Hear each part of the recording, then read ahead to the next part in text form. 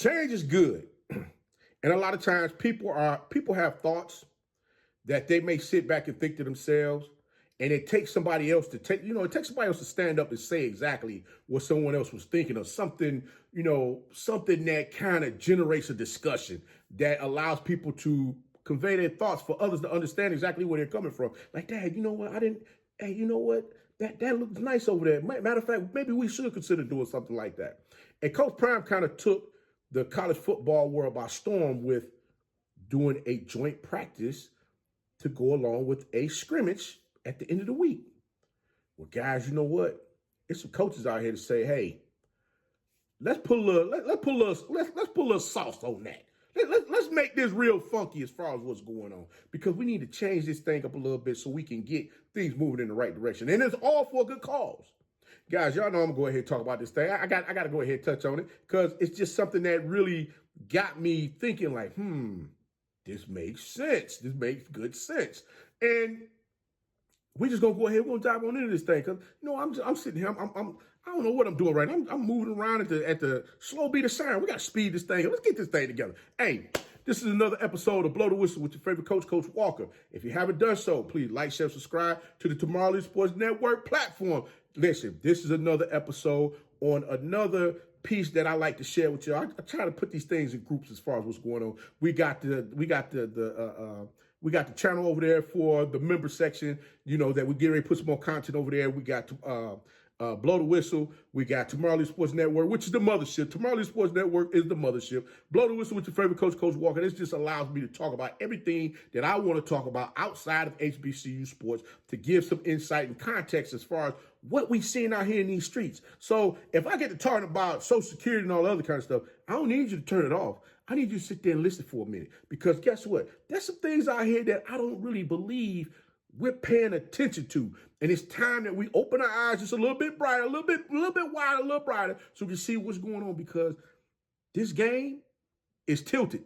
Oh, hey, the board is tilted. I ain't gonna front to you. The board is tilted. They just spun that thing around like it's a jack on the table. And you trying to sit there and catch it. You trying to bounce the ball and try to catch the jack at the same damn time. And guess what? They done moved the jack all the way over to the side of the room. So I'm just simply saying to you, tune in, tap in, tell a friend. Come on in and hang out with your favorite coach, Coach Walker. So we're going to go ahead and get on in this thing, because I know y'all got comfortable by now. You're watching me on your cell phone or your tablet or your TV or your laptop. So let's get into this thing, because I'm sitting here, I'm like, okay, I'm waiting on this decision to come back. I know many of you might be waiting on this, especially you Colorado fans, waiting on the decision to come down as far as Coach Prime doing the joint spring practice with Syracuse. Then I think someone along the line said something about HBCU. I think they said Prairie View or somebody, Prairie View or University of Arkansas Pine Bluff, something like that. But I'm just like, guys, okay, let's pipe it down a little bit. Let's see what's really going on here. The Syracuse thing that we definitely know for sure, that's what Coach Prime is looking to do.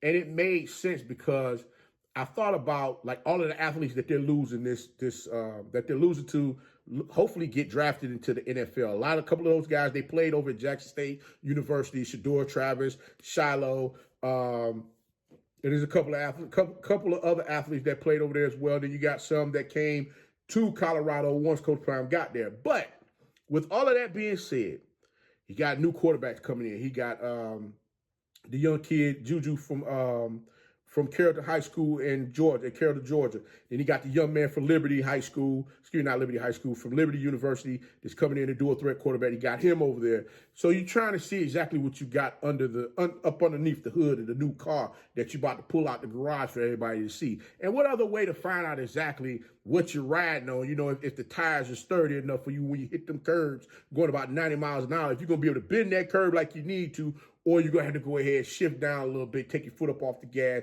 and ease around that boy at a steady pace of, say, 35 miles an hour. But, Coach Prime ain't trying to ride 35. He's trying to hit all gas, no brakes. So with that being said, it only made sense for him to do it. Not only that, but everybody got to keep in mind here, a lot of the institutions that during the pandemic, they suffered losses from their financial gains from football as well as basketball. Yes, everything's been on an uptick. as of lately, because now you got everybody's looking at March Madness, the NCAA tournament. They're trying to see exactly which team's going to get in there. Yes, this year we don't have any Cinderella teams that's going to break through and do something that's just going to blow up everybody's bracket. It's either they won, or either you picked the right teams or you didn't. And right now, a lot of folks, they're kind of pissed off because a lot of them teams that they thought was going to win, they're not winning. They're at home, just like the rest of us sitting here watching on TV. But with all of that being said, you got two coaches you got another coach that just came out of nowhere. It's like, listen, I'm kind of digging that whole spring scrimmage, that joint practice spring scrimmage thing. Let's go ahead and set that up. Let's do that. And Coach Gundy over at Oklahoma State University, he came up with the idea. Him and Oklahoma came up with the Bedlam 2.0 game, because there's some realignment that's getting ready to happen with a lot of these teams. And I think Oklahoma State, they may not have a chance to play each other. So best way to go ahead and make sure that revenue comes into each institution's program, have not one spring game, but two. Yeah, 2 spring games. How about that? Now, I know a lot of y'all like that, Coach, 2 spring games. Listen, let me say spring scrimmage. I'm going to say spring games, because somebody out there might catch a wild blister up there behind and get upset. He's talking about they're going to have 2 extra games. Listen, Division II schools, the NCAA allowed Division II schools to do that, have scrimmage games against multiple opponents. And I'm sitting there saying, it's like, wait a minute, if you're going to allow Division IIs to have the opportunity to do this, why not allow a Division I program to do the same thing? Yes, I believe they have, 35 days to have practice and then have a scrimmage. Well, what Coach Gundy is saying is that they pull up to, Oklahoma come to them 1 week, and then the next week, Oklahoma State to pull up to Oklahoma. Why not do that? That way you're making sure that the revenue is coming into the institutions to continue to push that money for your NIL initiatives. Now, that led me to thinking about this. For all my mid-majors out there, FCS schools, HBCU programs, guys, hear me clearly. If a coach can come up with this type of scenario for something to do, that's going to be beneficial to not only his institution, but the other institution that's involved. Why can't we figure out a means to set something up like that? There's a lot of these HBCUs, FCS programs that are in the vicinity of one another, an hour or two, where they can sit down and come up with something as far as generating a revenue maker for the programs to benefit. I mean, heck, you got other institutions within the states. You got JUCO schools within the states. As a matter of fact, since JUCOs are being given an additional year this year for eligibility, why not go touch one of those schools and see what's going on if they're in your area, maybe 45 minutes, an hour or so. Go ahead and set something up where each of the schools can go ahead and benefit from this. Only reason why I say that is because of the fact that there's been a lot of institutions within the NCAA sports that have lost a substantial amount of money. And as I stated in the previous show, they're robbing Peter to pay Paul. There's a lot of these Power 5 programs out here trying to figure it out. This whole thing with the lawsuit that's taking place, that's coming up,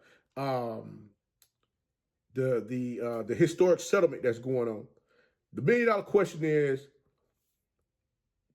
for the House versus NCAA, it's got to be approved by a federal judge overseeing the case, which I believe this is going to happen. They talk about it's supposed to be signed come next month, come April. And not only that, but you got to keep in mind too, you got individuals that's gonna get paid for NIL that competed before July 2021. So all of those individuals that got in line for them to get, for them to make their money off of NIL, all of them are going to get paid. Not only that, but it's going to create revenue for a sharing model that they got set up where they're going to distribute around $20 million per year directly to the athletes. And that's not specifying exactly how much each athlete is going to make. Because heck, it's going to be a lot of these athletes that's going to come into these programs or go into, they're going to go to these programs where their NIL value is going to be worth more than the money that the institution is trying to give them. So look at it from that standpoint as far as how the heck or what can they do to make sure that they benefit from, they benefit financially from what's being given to them. And to keep in mind here, let's be real here. Depending upon the amount, the amount of revenue that's being earned annually, and all of this depends on, like I said, the media deals, the money that's coming into the NCAA for everything that's happening. The percentage is 22%, and they state that it could go up. And it's expected that other schools outside of the Power 5 conferences will be able to opt in. We've talked about that before, where a lot of these FCS schools, mid-major schools, are going to look to opt in to get their hands on that share of the money that's going to be distributed. Now, the $1 million question that I have is, are they going to get that 22%, or is it going to be something less than that? Is it going to be less than the $20 million that they're saying that they're going to give to the institutions? Because you already know, we'll sit here and say, hey, we're going to jump into something, and then find out later on there's a trick bag behind that thing, and what they said they were going to do, they really had no intentions on doing it in the first place. But since we signed on the dotted line, now we start looking silly. What we need to be asking ourselves is, will the mid-major schools be able to keep up with the Power 5 schools in order for them to recruit the athletes and be able to compete? And that's going to be the $1 million question that's going to need to be answered. Because what's going to happen is, you know how we see these big dollar games where you see a lot of FCS programs going to play an FBS program, like early on in the season, or they catch them mid-season, or maybe later on in the season. They go play these schools, play these programs, and they end up getting their players just skull drugged out there on the field. And not only that, but then that money that check that you signed up to go get, that money might not be coming to you no more. It might be going to somewhere else based on how they restructure the requirements for teams to get into the NCAA playoffs. That strength of schedule was an issue last year. They're getting ready to make sure that strength of schedule is going to be on point this season, because a lot of teams was looking like, hey, I can go ahead and make me a cupcake schedule. I'm going to be cool. I can go ahead and get off in this thing anyway, and I'm good to go. It ain't happening like that no more. I'm sorry, but that Georgia versus Florida State game was at almost 70-something to 3, 70-something to 6. They're not trying to have no more games like that on TV because they're not trying to lose no revenue. They're not trying to, and that's what it is. That's what it boils down to. That's the bottom line. If it don't make dollars, it don't make sense. And if it don't make dollars, if it don't make sense in none of this, guess what? They're going to shut it down. This whole pay-to-play situation is going to cause some ripples here. You could possibly see a potential realignment for mid-major athletics in a way that better reflects the values and financial circumstances of modern higher education. Meaning that you're going to start seeing a lot of these schools, kind of like what St. Francis did, decide that they want to come from Division I to go to Division III, because from a financial standpoint, it just didn't make sense for them to compete on a Division I level. Not only that, but paying the athletes a substantial amount of money for them to come be a part of your programs. And then what happens with the aspect of them getting their education. That's something that a lot of people begin to, discuss as well as far as with this, because some folks feel that they're going to start getting athletes wanting to come to their program just to collect a big check, not take themselves to school, because you got to remember, I'm wondering if the NCAA is still going to keep the APR together. If they keep the APR intact as far as what's going on, when pay-to-play when it really hits, and you got athletes that's not going to class like they're supposed to, it's going to be some major sanctions that's going to come down on these institutions. And I think right now what's happening is, I think the carriage was put before the horse, where everybody didn't really think about what was going on. But with everything that's happening right now, as far as programs is trying to make sure that they don't go underwater based on the money that they lost from the pandemic. You got to understand one thing. Losing money of that magnitude, where a lot of these Power 5 programs, they had to shut down sports because they couldn't afford to continue to keep pumping money into it, because there was no revenue coming back from those sports. That's all I'm trying to say. Right now, Everyone has to sit down and find a way to make some things happen. Now, for all my leadership out there, I think I might have said this before, and I think I kind of went around the table. I'm about to come back to you now. For all my leadership out there, I need for you guys to collectively get together and understand what's going to happen. Because if you don't find a means or a way to make sure that the revenue is generated in a manner which it needs to keep your programs above water with all of this madness that's getting ready to happen right now, guess what? Some stuff about to start floating. And when it starts going belly up and start floating, guess what? You're going to have your fans mad at you. You're going to have athletes not want to come be a part of your program. There's going to be a whole lot of different situations that I'm sure a lot of these programs do not want to see. So I'm begging, I'm asking, please get with some individuals and sit down and collectively come up with something. Because I truly believe there's going to be a super conference that's coming up real soon. Because guess what?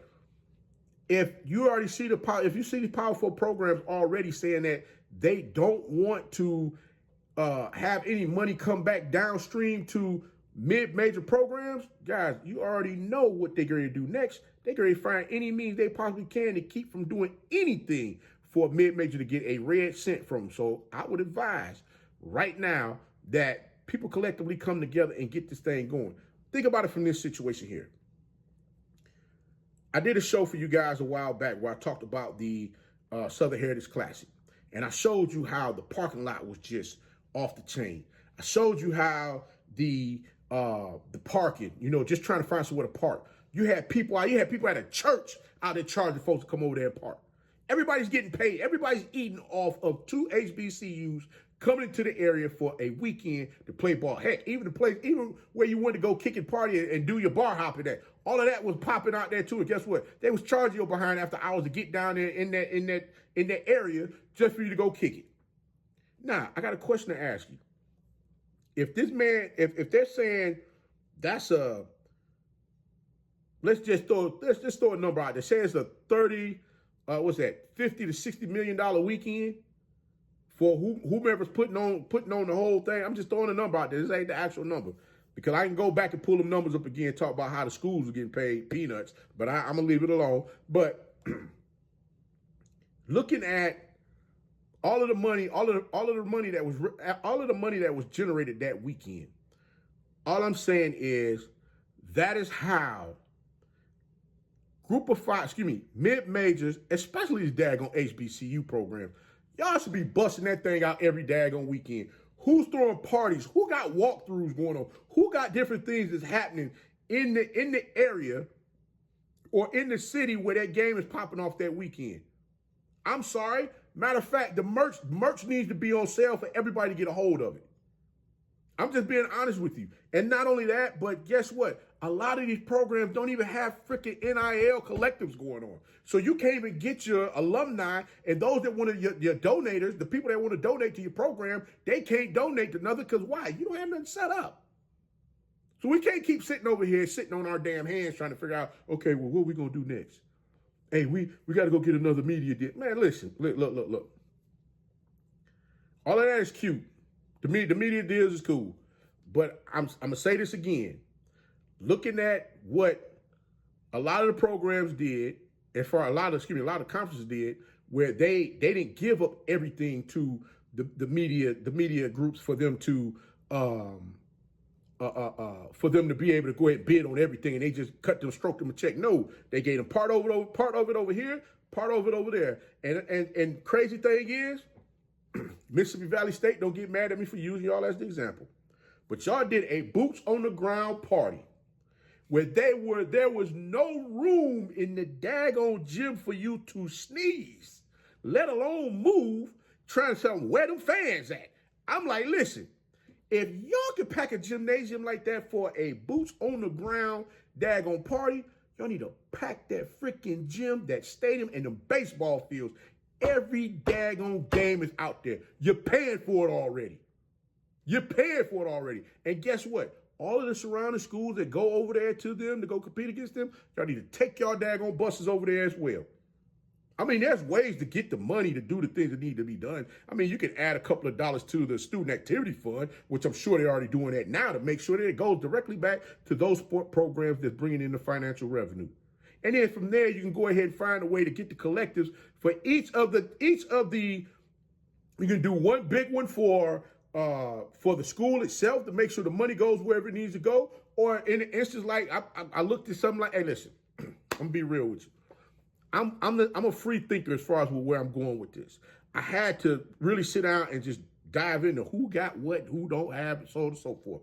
There was a list that I found where it showed everybody that had a collective back in 2022. And there's a lot of the HBCUs, mid-major schools that did not have collectives at that time. And I'm like, wait a minute, but all of these folks I know of, they got the collectives. Why are they not on the list? For some strange reason, they wasn't on that list. But you know what? Started going through trying to check out who. And you know what? I ain't gonna name a lot of y'all out there that have, is it no cap or some crap like that? I'm trying like, wait, what is that?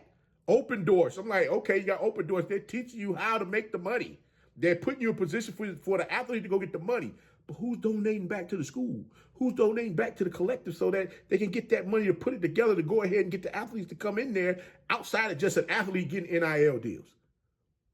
Big picture, not little picture. I'm just looking at the big picture. We got to look at the big picture, not the little picture. That's all I'm saying. We got to get to that point where you look at the big picture, quit looking at the little picture. You got folks out here busting it out right now. KC 1400 and friends, they kicking behind over there with their collective. You got the one for Alcorn State, they doing something. Grambling, Southern. You got institutions that are doing things. FAMU got theirs up and running. But there's many of you out there that need to really start getting things in the get your mindset as far as what you're trying to do and where you're trying to go. Because guess what? Nobody's going to gas up the vehicle for you to get to where you're trying to go. Alabama State, Alabama A&M, they have theirs as well. I'm just simply saying, I know I said I wasn't going to name them, but I'm naming a few because I'm just like, I want y'all to know I did see it. I did. I can go black and white if I need to, but I'm just saying I'm trying not to do that. But I'm just trying to get everybody to understand if leadership is watching this, it's time for us to get in that mind state of doing business the way business need to be done because there's nowhere in the world. Nowhere in the world. We're going to sit here and go put all our eggs in this one basket over here with this NCAA, opt in, get this money, and then what happens after the fact? I want to know what's behind the door once we get to once schools start getting the check and they walk through the room, sign on that line, they get ready to go through that next door where they get ready to let them out the back for them to go ahead and go on about their business. What's behind that door before they get ready to go out that back door?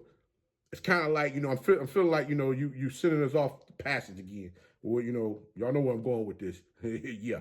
But like I said before, guys, all I'm saying is that we got to get to the point where we start doing business like we should be doing business. Not saying that we're not doing it. I'm not questioning anybody's business acumen or questioning anything that people may or may not be doing. But it's time that we start looking at things in the manner in which we need to look at them and be a little selfish.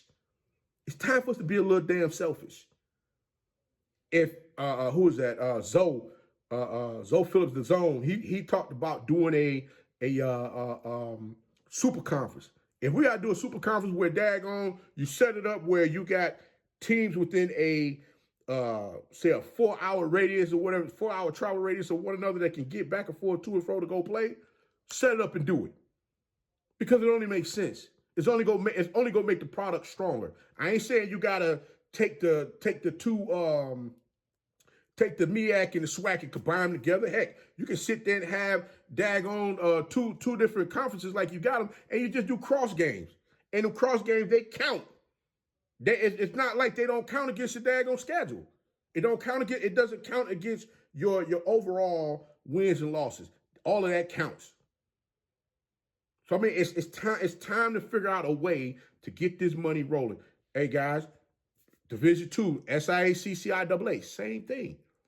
You guys need to sit down and start coming up with scenarios on how to make this money so you can generate the things that you need to generate to make sure that your conferences are still intact and in order, and you ain't got to worry about all of this shuffling and boo-boo going on out here, not knowing what's in that damn trick bag. I hate to say it, but y'all already saw what happened with the election, right? Okay, I'm done. But hey, guys, y'all know where I'm coming from. But hey, this your favorite coach. Hey, this your favorite coach signing out again. But until next time, like I always say, don't forget, like, share, subscribe, tune in, tap in, tell a friend. Tell everybody to come on in. Come hang out with Coach Walker. Let's get them numbers up. Go ahead and like, share, subscribe. Make sure y'all subscribe to the channel. But Coach going to go ahead and get up on out of here. But until next time, be the one to lead. Peace.